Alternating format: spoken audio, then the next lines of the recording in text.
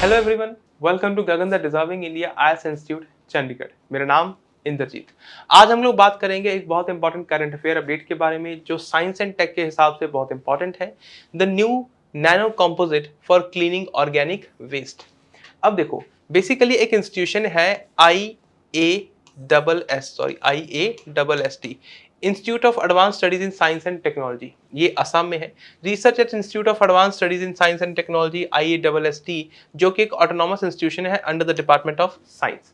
ध्यान देना है, ये कहां पर है? असम में है, गुवाहाटी में। ठीक है, तो उन्होंने एक मेटल ऑक्साइड नैनो कॉम्पोजिट तैयार किया है जो कि आगे हेल्प करेगा in the degradation of organic waste. It will aid in the photocatalytic degradation of organic waste. अब फोटोकैटालिक और कैटालिक दो शब्द हैं, इनको ध्यान में रखेंगे।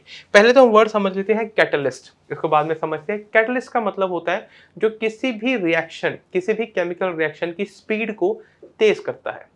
समझ आ गया होगा? किसी भी चेन को या किसी भी केमिकल रिएक्शन की स्पीड अप करना, उसे फास्ट करना, उसे बोलते हैं catalyst.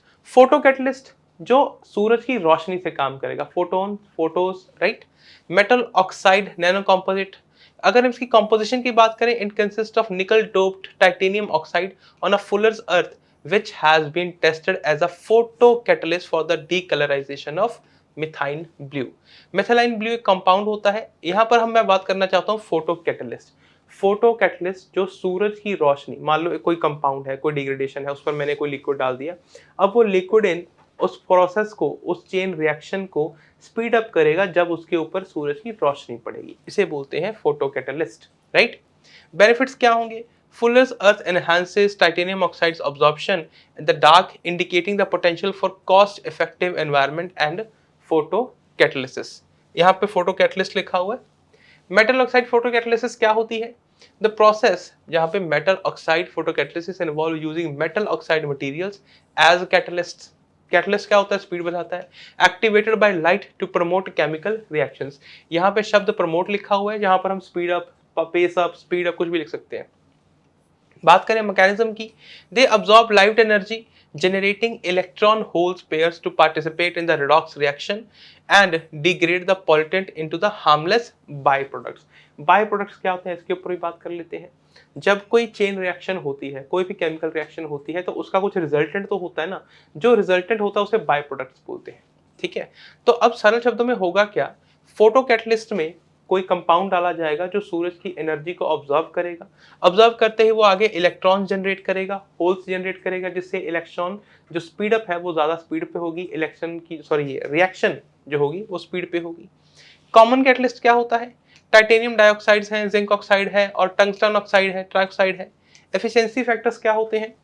Choice of metal oxide, crystal structure इसमें बहुत इंपॉर्टेंट रोल प्ले करती है।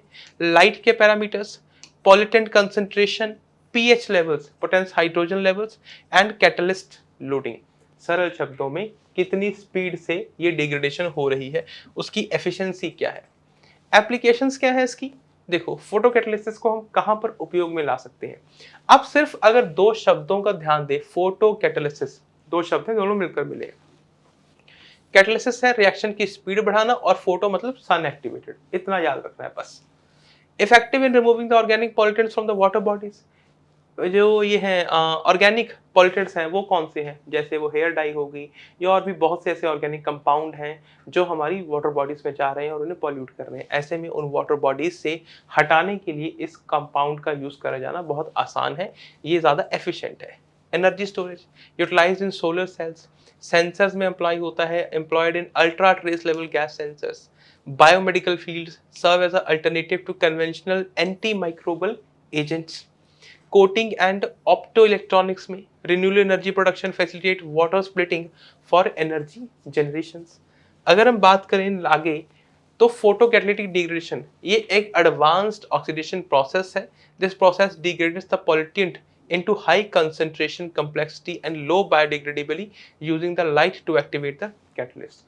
जो ऐसे कंपाउंड्स हैं जिनमें कंसंट्रेशन ज़्यादा है, कॉम्प्लेक्स फार्मूलाज हैं या बायोडिग्रेडेबिलिटी जिनकी कम है, तो उनमें इनको ऐड किया जाता है और सन की हेल्प से या लाइट से ये एक्टिवेट होते हैं और कैटलिसिस करते हैं।